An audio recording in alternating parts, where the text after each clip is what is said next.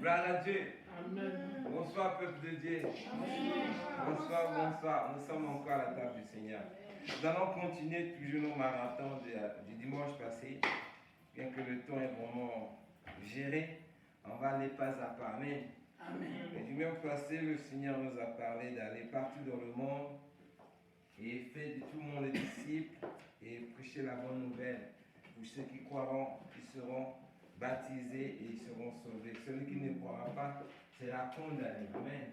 Ça, c'est l'ordre du Seigneur. Mais nous sommes là pour continuer cette œuvre car notre objectif vraiment que le monde puisse vraiment arriver à la repentance afin qu'on puisse vraiment sous-peupler le paradis. Car l'objectif que Dieu a fait, c'est pour nous amener à sous-peupler le paradis. Voilà pourquoi il a répandu son amour dans nos cœurs et nous sommes censés accomplir la volonté de Dieu dans nos vies de tous les jours. Amen. Amen. Nous devons comprendre les choses, mes frères et sœurs. Dieu ne fait rien au hasard. Amen. L'évangile est scindé en 3 parties. Mais Dieu vient encore nous ajouter quelque chose qui est vraiment bon pour nous encore ce soir. Qui va nous aider encore dans notre marche avec lui. Vous savez, j'ai compris le plan que Dieu a, mes frères et sœurs. Chacun de nous doit avoir ça dans sa tête. Parce que on n'est pas chrétien au hasard et on ne sert pas Dieu au hasard également. C'est ce que la révélation que Dieu vient encore nous donner ce soir. Regardez bien comment Dieu a fait le monde. Il a créé le monde, l'homme a désobéi à Dieu, il dit il va refaire les choses. Il va commencer par où? À l'époque d'Abraham. Mais qu'est-ce qui s'est passé d'abord avant l'époque d'Abraham? Il faut savoir, c'est bon de sonder les Écritures. Vous voyez, l'homme dans son intelligence, son Dieu, il pense qu'il peut faire des choses selon l'imagination que le diable peut le mettre dans sa tête. Il lui a donné une sagesse, il dit, je vais bâtir la tour de Babel pour toucher le ciel. C'est-à-dire pour aller voir Dieu. Vous voyez, c'est là que Dieu va confondre le plan de l'homme et il va les disperser. C'est à partir de là, il va appeler Abraham. Amen.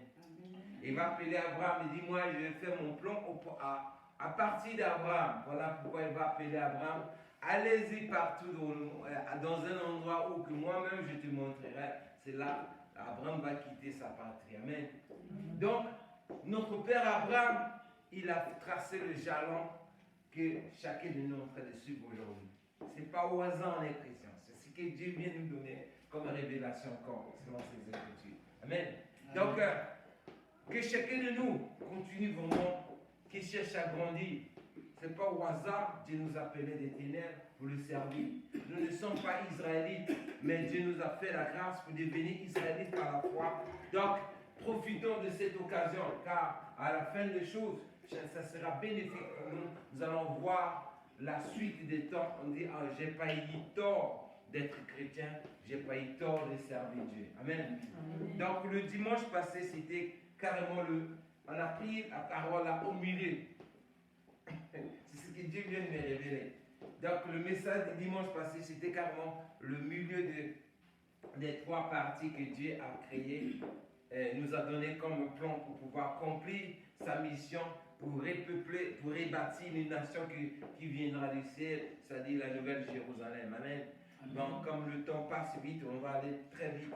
Donc pour le dimanche passé, on était sur Marc 16 qui disait, puis il leur dit, allez par tout le monde et prêcher la bonne nouvelle à toute la création.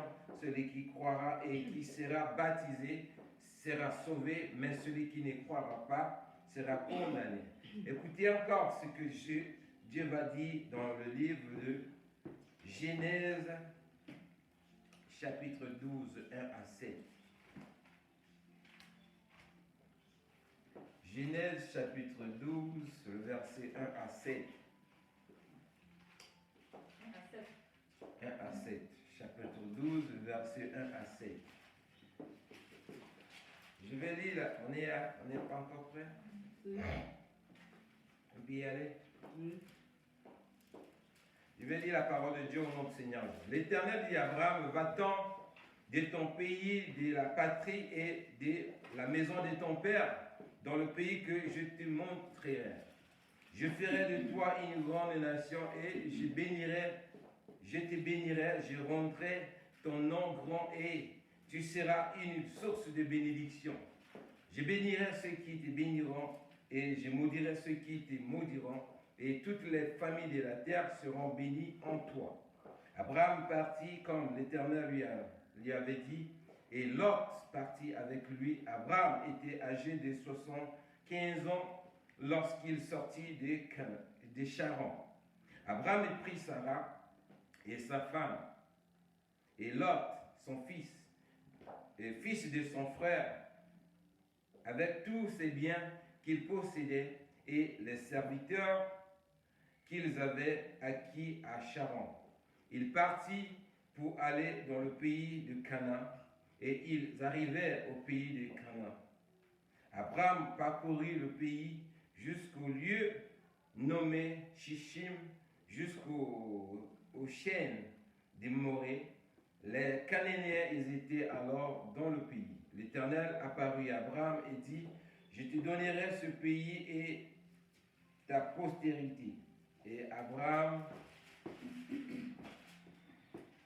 bâtit là un autel à l'Éternel qui lui était apparu. Amen. Amen. Donc nous voyons le plan que Dieu va chercher à bâtir sa nation. Il va appeler une personne au moment où personne à cette époque, Dieu n'était même pas adoré et les hommes n'avaient ni l'égard à l'Éternel, chacun vivait comme il voulait. Il va appeler quelqu'un d'un endroit où la personne ne le connaissait même pas. Il va s'élever aussitôt, il va partir, il va obéir sans pourtant résister, sans pourtant se demander où tu m'envoies, qui es-tu pour que tu m'envoies dans tel endroit, pourquoi je vais abandonner ma patrie, ma maison, mes biens et le lieu de ma naissance pour aller dans un endroit que j'ignore encore. Vous voyez, dans cette obéissance-là, c'est ça qui a coûté à Abraham un prix d'être honoré par l'Éternel des armées. Donc l'obéissance à Dieu, mes frères et sœurs, est la première des choses. Lorsque nous servons Dieu, ne cherchez pas à raisonner, ne cherchez pas à murmurer. Parce qu'Abraham n'a pas murmuré. Amen. Il s'est levé aussitôt, il est parti. Alors que à l'époque, l'Éternel n'était même pas adoré. Après, ses ancêtres, comment il s'appelle, Enoch, qui servait l'Éternel, parce que ce sont les générations qui ont suivi après l'Enoch.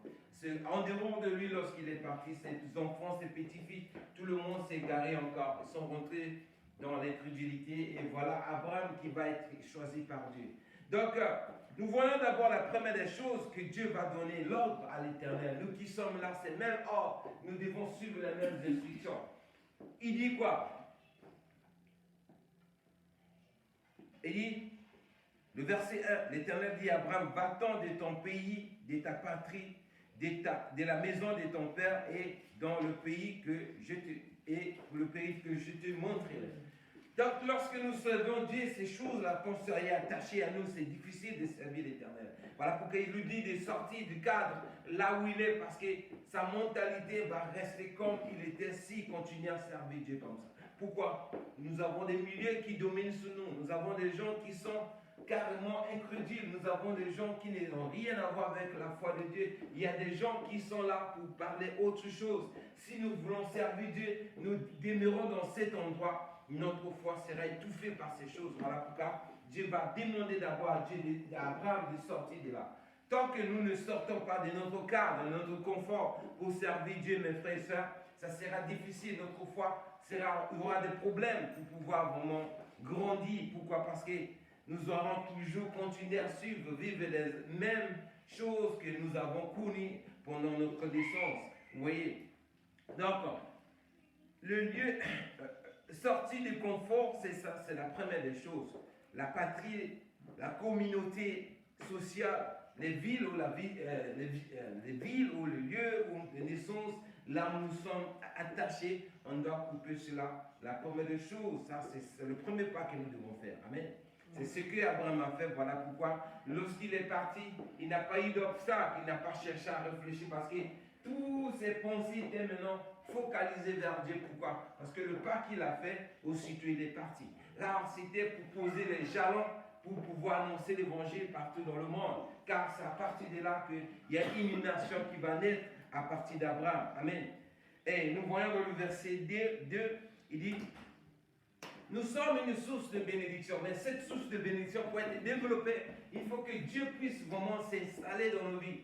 Si nous sommes dirigés par le Saint-Esprit, nous allons voir, mes frères et sœurs, Dieu va commencer à travailler sur nous. C'est-à-dire quoi? Nous possédons une source de bénédiction pour les autres. C'est ce qui doit être dans notre foi. Notre foi doit produire cela. Si nous voulons glorifier Dieu, nous devons vraiment nous accorder avec Dieu afin que la grâce qu'il met en nous puisse vraiment toucher ceux qui sont autour de nous. Nous voyons Lot et lorsqu'Abraham il est parti, il avait deux obstacles avec lui. Un, il était attaché d'abord avec son neveu. Bien que Dieu lui ait dit de sortir de sa patrie, mais la présence de l'autre jouait, l'intimidait aussi, influençait aussi son œuvre, c'est dans sa mission, son mandat.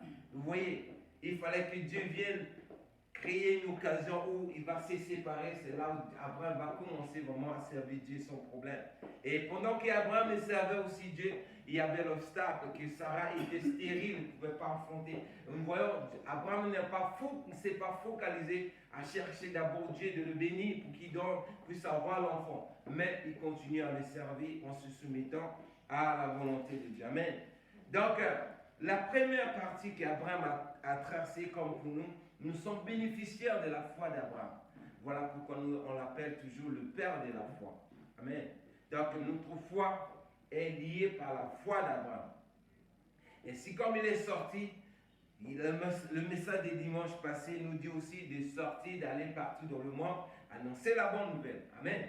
Donc, cette bonne nouvelle que Dieu nous a confié la tâche, nous sommes en train d'exécuter ce que notre père Abraham avait commencé. Vous voyez? Donc, nous sommes obligés à grandir spirituellement pour que Dieu puisse continuer à travailler dans nos vies, pour opérer ses prodiges, pour guérir son peuple et pour amener son peuple à la repentance. Parce qu'il y a quelque chose que Dieu est en train de préparer à la fin de cette partie. Vous voyez, après la deuxième partie, la deuxième phase, il y aura une troisième phase où il y aura la suite de toutes les choses. Mais nous devons être ceux-là qui sont vraiment une source de bénédiction pour ceux qui vont hériter le royaume de Dieu. Ça, c'est l'objectif de Dieu. Voilà pourquoi il nous a donné son Esprit Saint. Et son Esprit Saint ne travaille pas selon la volonté de chacun de nous. Il travaille selon la volonté de Dieu. Or, si nous ne voulons pas nous incliner devant la volonté de Dieu, il sera difficile pour nous d'être une source de bénédiction pour les autres. Amen. Amen. Donc, grandir spirituellement, ça c'est la première des choses que chacun de nous doit chercher. Amen. Parce que nous voyons, lorsqu'Abraham est parti, il a eu toutes sortes d'obstacles, mais cela ne lui a pas empêché de continuer à espérer envers ce Dieu. Nous vivons aussi dans un monde où nous avons des problèmes, nos propres problèmes à nous. Nous avons nos préoccupations à nous. Mais cela ne doit pas nous empêcher à servir l'Éternel. Car nous avons vu notre soeur, notre frère qui vient de témoigner des prodiges. Ça, c'est ce que Dieu a fait au milieu de nous. C'est la nature de Dieu en nous. Car si nous sommes attachés à ce Dieu, chaque fois il y aura des prodiges autour de nous. Chaque fois que nous allons ouvrir la bouche pour prier pour un sujet, Dieu va honorer sa parole. Il va honorer aussi la foi de son serviteur qui a pris vraiment le temps de prier pour lui. Vous voyez, comment une seule bouteille d'eau seulement la sert, parce que je l'ai appelée, elle dit non, elle ne pourra pas être là parce qu'elle ne se sent pas bien. Donc moi, mais j'ai senti, mais elle pouvait venir, on pouvait prier pour elle. Mais le Saint-Esprit, j'ai senti le Saint-Esprit a mis dans mon cœur, il prie seulement de loin pour elle, mais de moi qu'elle prenne une bouteille d'eau. C'est ça, je l'ai dit, lever la bouteille d'eau, on a prié ensemble, elle l'a bu. Et je suis allé me changer, je viens comme ça, je la vois, elle est assise là, j'étais étonné, même dit, oh, mais si je sais que tu es malade, elle dit, Dieu a fait un miracle. Amen. C'est ça, c'est ce que Dieu nous demande.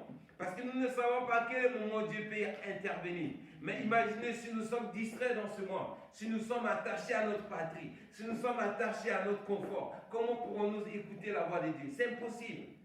Vous voyez? Or, Dieu travaille toujours lorsque nous sommes éloignés, isolés, nous sommes concentrés en ayant le regard vers lui, c'est là le Saint-Esprit parle en nous. Tu peux être là, le Saint-Esprit dit, va dans tel endroit, tu vas là-bas, quelque chose va se passer. Sans pourtant se rendre compte.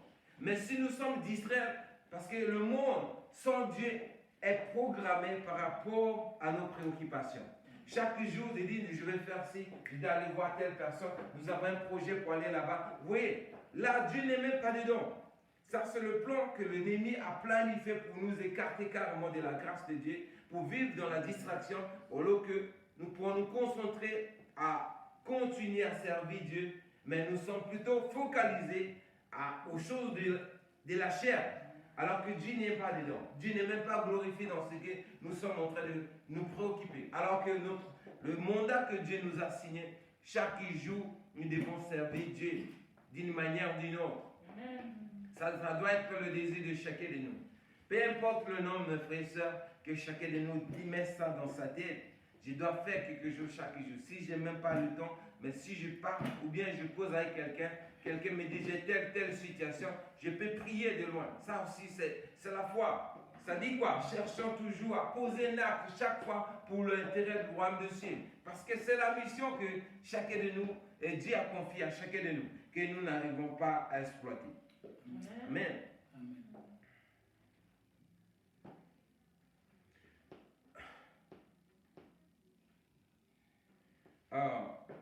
Dans le verset 5, il ajoute ceci. Abraham prit Sarah, sa femme et l'autre, et le fils de son frère avec tous les biens qu'ils possédaient et les serviteurs qu'ils avaient acquis des Charan. Il partit pour aller dans le pays des Canaan. Et ils arrivaient au pays des Charan. Oui. Et nous avons vu à partir de là, lorsqu'ils sont partis, après Dieu est venu apparaître encore à Abraham. Il va lui montrer carrément le tendu où vraiment il devait donner cette nation-là en possession à Abraham et à sa postérité. Mais qu'est-ce qu'Abraham va faire à la suite? Il va offrir un autel. Et dans le verset 5, il dit Abraham bâtit là un autel à l'Éternel qui lui était apparu. Chacun de nous ici là, la première chose, lorsque nous avons entendu parler de l'évangile, on nous a prêché l'évangile, d'autres ont eu la chance d'aller devant l'autel, d'aller donner leur vie à Dieu. Beaucoup de nous, ils ont fait ça. Bon, on ne sait pas qui n'a pas fait ça, mais moi, je sais que je fais ça.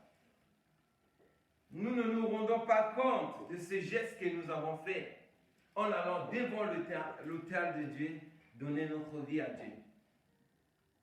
On prend ça comme l'amusement, mais ça y a eu un contrat qui a été signé ce jour-là entre nous et Dieu. Il y a eu échange de dossiers, c'est-à-dire quoi? Dieu nous a donné Jésus-Christ, nous lui avons donné notre cœur, qui est désormais l'autel où Dieu est servi dans notre vie. Tu sais ce que nous on a fait?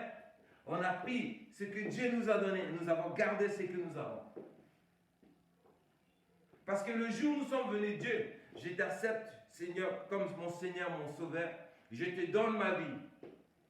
Vous voyez les nations, quand les diplomates des deux nations se croisent, ils ont toujours des documents qui signent et puis se changent. C'est ce qui s'est passé spirituellement entre nous et Dieu. Voilà pourquoi nous sommes rentrés dans l'alliance que Jésus-Christ a tracée. Ça dit quoi? Le jour où nous avons fait ce geste, le sang de Jésus-Christ, l'autorité du nom de Jésus-Christ, le Saint-Esprit et tout cela sont rentrés en activité dans nos vies. Amen. Que chacun de nous se rende compte désormais de la gravité que nous sommes en train de courir en refusant de donner Dieu son autel, c'est-à-dire notre cœur qui doit être l'autel de Dieu pour l'adorer. Chaque fois que tu t'élèves pour aller adorer ce Dieu, tu es en train d'offrir les offrandes comme les offrandes de libation à Dieu, de la louange et l'adoration à l'Éternel des armées, en guise de reconnaissance de ce que nous avons fait comme acte. Amen. Donc, mes frères et sœurs, cet autel-là ne doit pas être souillé.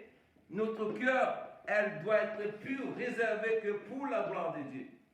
Amen. Sortons du confort du monde de ce monde, parce que tant que nous sommes attachés de notre patrie, de notre pays, de nos parents, de nos villes, de notre nation, de notre tribu, notre corps, notre tête sera toujours souillé parce que nous allons suivre les traditions humaines qui n'ont rien à voir avec le royaume des cieux.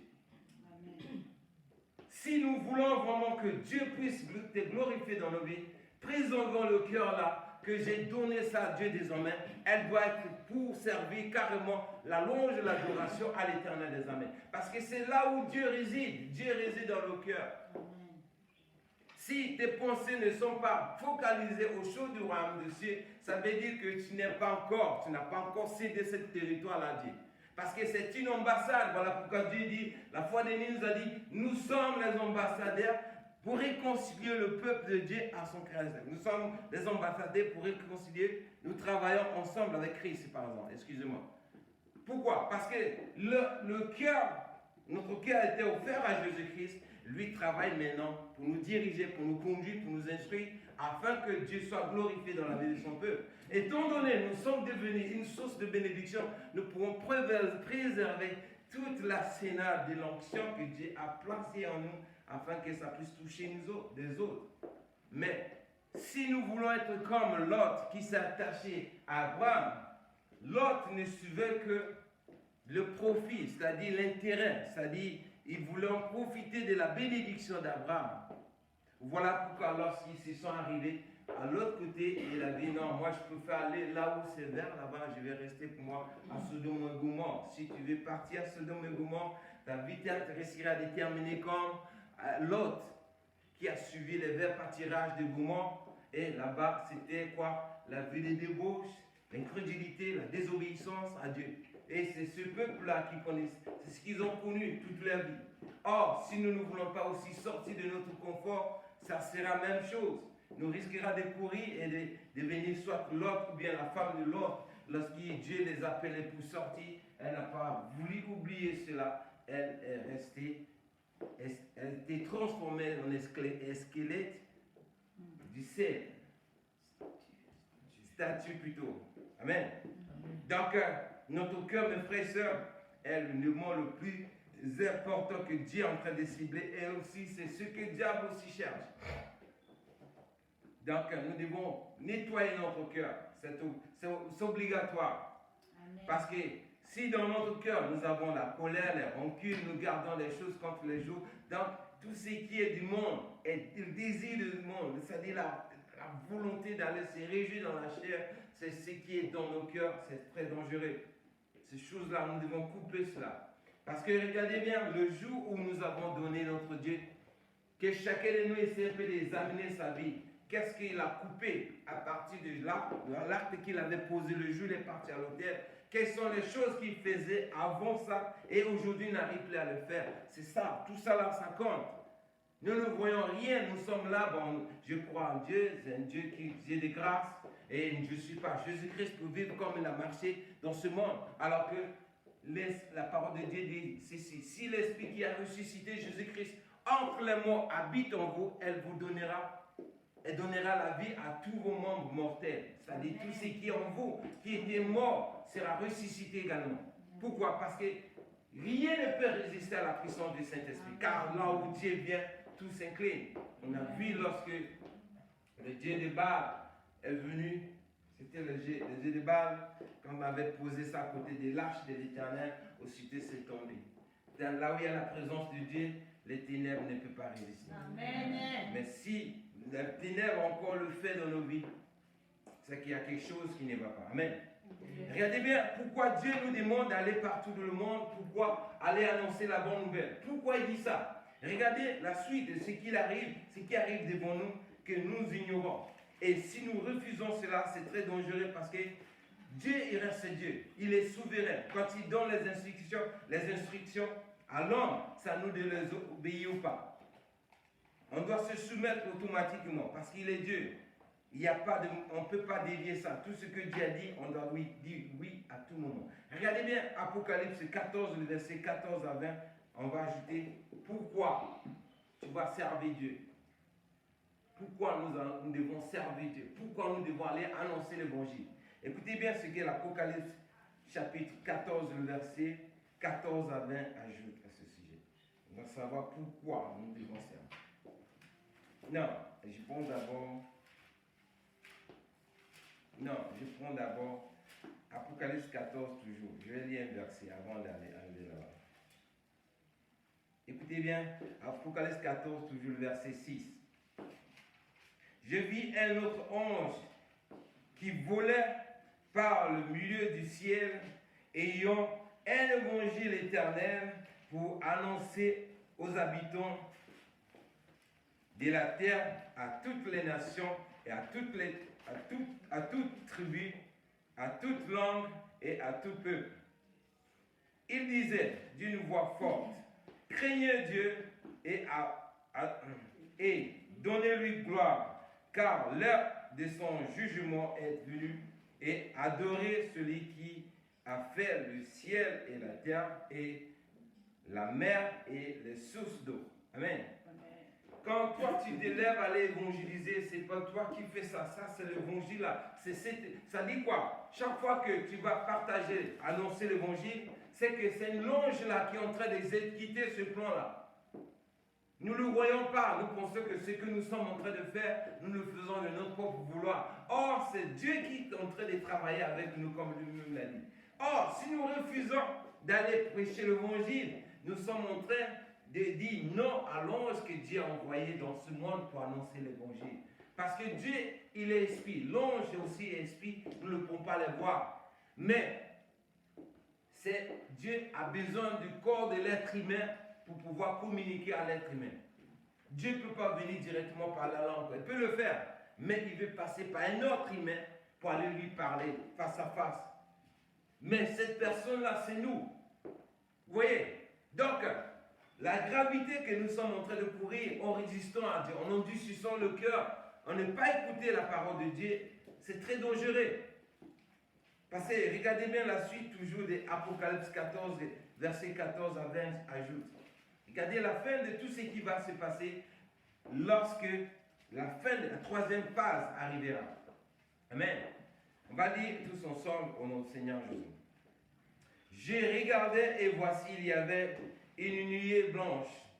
Et sur la nuée était assis quelqu'un qui ressemblait à un fils de l'homme, ayant sur sa tête une couronne d'or et dans sa main une faucille tranchante. Et un autre ange sortit du temple, criant d'une voix forte à celui qui était assis sur la nuée, lance la faucille et moissonne, car l'heure de moissonner est venue, car la moisson de la terre est mûre. Et celui qui était assis sur la nuée jeta la faucille sur la terre, et la terre fit moissonner. Et un autre ange sortit du temple qui est dans le ciel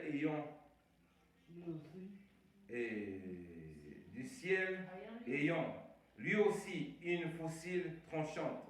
Et un autre ange qui avait autorité sur le feu sortit de l'autel et s'adressa d'une voix forte à celui qui avait la faucille tranchante, disant, lance ta faucille tranchante et vendage les grappes de la vigne de la terre, car les raisins de la terre sont mûrs. Et l'ange jeta la faucille sur la terre, et il vendageait la vigne de la terre, et jeta la vendage dans la grande cuve de la colère de Dieu. Et la cuve fut foulée hors de la ville, le sang sortit de la cuve jusqu'au mort des chevaux sur une étendue de 600 stades. Amen. Amen. Donc, nous voyons cette partie-là en train de décrire la fin de l'évangile sur la terre. Donc, si Jésus-Christ n'arrive pas encore maintenant, c'est parce que la moisson n'est pas encore mûre. Ça dit quoi? Le peuple de Dieu n'est pas encore prêt. Donc, nous qui sommes ceux qui travaillent dans la moisson de Dieu, nous avons encore le grand travail, c'est-à-dire un grand travail à continuer à exercer vraiment chacun de nous sa tâche, là où Dieu l'a placé comme serviteur, afin que chacun de nous puisse continuer à être une source de bénédiction pour les autres. Parce qu'à la fin de temps, lorsque Jésus-Christ, celui qui est assis avec les habits blanches, comme la parole de Dieu vient de décrire, ça c'est Jésus-Christ lui-même. La faucille, c'est le truc qu'on coupe l'herbe. C'est un peu comme ça, accroché comme ça. Ceux qui travaillent dans les champs, ils connaissent ça. C'est ça, on attrape l'herbe qu'on coupe pour moissonner, c'est-à-dire pendant la récolte. Or, ça c'est l'évangile. Donc, chacun de nous doit vraiment mûrir, doit grandir spirituellement. Il faut qu'on arrête la distraction, mes frères et sœurs. Parce que ce jour-là sera terrible. Ça, c'est juste une description pour avoir l'image de ce qui va se passer lorsque Jésus-Christ viendra prendre son église. Or, imagine, tu es quelqu'un qui a fait sauver les gens, 10 personnes, 100 personnes, 30 personnes qui sont parties au royaume de Dieu à cause de toi. Quelle joie! Amen. Vous voyez? Mais ça ne dit rien. On n'a même pas l'objectif de dire, moi, dans ma vie, je dois sauver au moins 3. Il faut que moins que j'arrive à la fin de ma vie, il faut que j'arrive même à faire convertir au moins tant de personnes. Donc, ce sont des choses que chacun de nous doit mettre dans sa tête. Parce que c'est ce jour, ce rapport de voir quelqu'un que tu as parlé de Dieu, tu lui as prêché l'évangile et tu le vois rentrer dans la gloire du Seigneur. Amen. Vous voyez? Donc, nous n'avons pas vraiment d'excuses à continuer vraiment à rester dans notre confort. La parole de Dieu nous demande de sortir comme Abraham est sorti. Parce que si Abraham était resté chercher à raisonner, Dieu peut aller chercher une autre personne à la place d'Abraham. C'est ce qui arrive à chacun des chrétiens. Lorsque Dieu t'appelle, tu cherches à murmurer, raisonner, il change.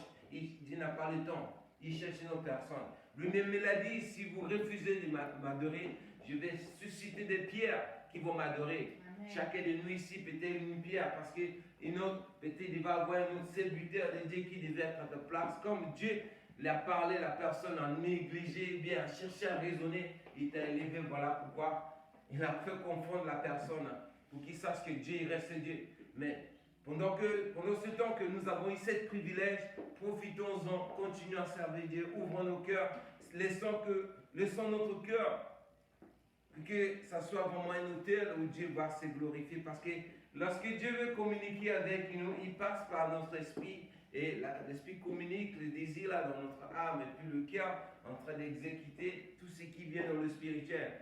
Si notre cœur est fier, nous n'aurons jamais entendu la parole de Dieu. Amen. Donc nous voyons ces anges-là qui sont déjà prêts à venir exécuter la volonté de Dieu pour clôturer la clause, la page de la troisième partie que nous sommes encore ils sont en train de nous attendre. S'ils ne viennent pas encore, c'est parce que nous tous ici, nous sommes encore assis. Si aujourd'hui l'église s'élevait, continuez à travailler, commencez à travailler partout, nous voir le lendemain, Jésus-Christ va venir. Si tous les chrétiens qui sont dans le monde entier s'élèvent, commencent à servir Dieu d'une manière, nous toujours faire même les overtime, comme le fait dans le business, dans les affaires, nous allons voir, Jésus ne va pas tarder à venir. Amen. Mais il ne vient pas parce que jusqu'à présent, c'est nous-mêmes qui sommes ceux qui veulent ralentir les choses. Voilà pourquoi le diable continue à régner, le diable est en train de faire ce qu'il est en train de faire dans la vie de ceux qui l'ont laissé l'accès à contrôler leur vie. Alors que nous sommes censés à ouvrir nos vies et laisser Dieu travailler dans nos vies, continuer à glorifier le Seigneur pour que Dieu puisse se faire glorifier dans la vie de ceux qu'il a aimés. Amen. Donc Jésus-Christ a fait beaucoup pour nous. Jésus est venu carrément reprendre ce que Dieu avait fait à Abraham. Il est venu maintenant nous a donné aussi cet ordre. Voilà pourquoi nous n'allons pas croiser les bras. Continuons à servir le Seigneur. Faisons de nos mieux vraiment. Peu importe l'endroit, peu importe là où nous sommes, peu importe le pays, partout nous serons, mes frères et sœurs, cherchons à avoir le désir de servir Dieu. Mais si nous n'avons pas encore des mécanismes ni la connaissance dans quel plan nous voulons servir Dieu, prions. Dieu là n'est pas un Dieu de Baal. Si tu dis Dieu, tu m'as appelé, je ne sais pas là où je vais te servir, montre-moi le cadre où tu veux que je vais te servir. Dieu va te montrer un jour. Mais chacun de nous doit connaître vraiment quelle est la place que Dieu lui a placée pour le servir. Et une fois que tu découvres cela, ne joue pas avec ça. car c'est là où Dieu t'a placé. De la même manière, les hommes, quand tu te prends, ils t'embauchent, ils te donnent le travail, disent désormais tu dois travailler ici. Chaque fois qu'il va venir, ton chef va venir, il veut voir comment tu es en train de travailler. Combien de fois Dieu te donne son onction, il te donne les dons qu'il faut pour le servir. Avec, tu es en train de jouer avec. Imagine, c'est la suite. Tu vas te plaindre chez qui? Il est le seul, il est souverain, il t'a donné tout ce qu'il faut. Donc nous n'avons pas d'excuses, mes frères et sœurs. Et mon Dieu lui-même, il a dit, si vous m'aimez, gardez mes commandements et je serai avec vous. Donc nous n'avons pas d'excuses. L'heure est arrivée, comme le temps avance, nous devons vraiment nous élever. Réveillons-nous du sommeil profond, mes frères et sœurs. L'évangile n'est pas fait pour les pasteurs seulement. Quand on lit bien les Écritures, il dit, allez-y par tout le monde, faites de tout le monde mes disciples. Ça, c'est d'abord la première mission. Le passage que nous avons lu le dimanche passé dans 2 Timothée, là-bas, chapitre 2, je pense, il dit, Dieu nous donnait là l'intelligence, afin que nous pouvons aussi apprendre à ceux qui sont autour de nous. Donc, la connaissance que nous sommes en train d'apprendre, c'est pour pouvoir inculquer ça aussi aux autres. Et nous devons avoir le désir d'aller à l'école. Et regardez bien, quel est cet élève-là qui va à l'école, qui ne veut même pas apprendre, il veut réussir, il ne pourra pas. Mais pourquoi lorsque nous venons dans l'école du Saint-Esprit, nous ne voulons pas apprendre, retenir ce qu'il nous dit? On ne va pas réussir tant qu'on ne va pas. De la même manière, nous partons à l'école, nous étudions.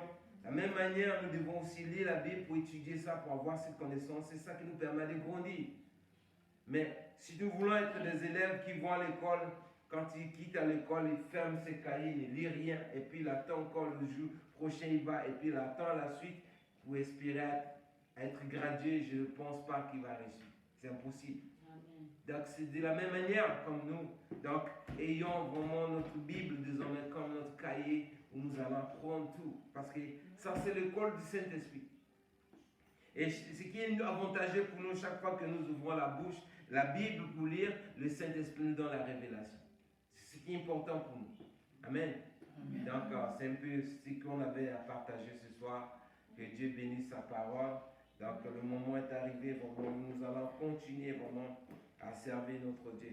L'année 2022 sera une année où, vraiment, où nous allons encore grandir vraiment spirituellement. Et nous sommes, chacun de nous doit mettre dans sa tête, il est une source de bénédiction pour les autres. Donc si je suis une source de bénédiction pour les autres, c'est que moi-même je dois être grand, je dois grandir, je dois être aussi exemplaire. Parce que pour être une source de bénédiction pour les autres, et que toi-même tu n'es pas exemplaire, ça ne peut pas marcher. Vous voyez, parce que c'est le modèle que toi tu montres aux autres, c'est ce désir-là, les autres ont aussi envie, ils auront l'envie de devenir comme toi et apprendre aussi ce que tu as fait. Mais si tu ne témoignes pas cela, tu fais le contraire, ça sera difficile vraiment d'être vraiment une source de bénédiction pour les autres. Amen. Que Dieu bénisse sa parole. Amen. Et shalom. Amen.